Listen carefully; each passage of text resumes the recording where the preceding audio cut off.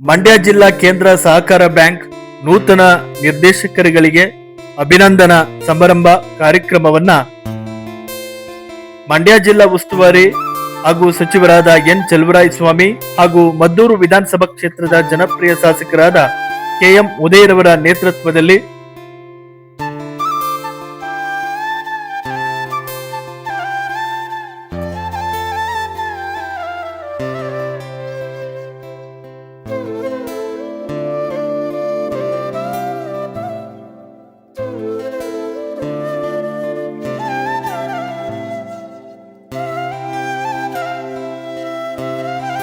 ಮದ್ದೂರು ತಾಲೂಕು ಮಂಡ್ಯ ಜಿಲ್ಲಾ ಕೇಂದ್ರ ಸಹಕಾರ ಬ್ಯಾಂಕ್ ನಿರ್ದೇಶಕರುಗಳಾದ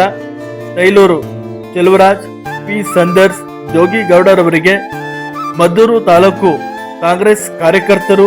ಪದಾಧಿಕಾರಿಗಳು ಮುಖಂಡರಿಂದ ಅಭಿನಂದನೆಯನ್ನ ಸಲ್ಲಿಸಲಾಯಿತು.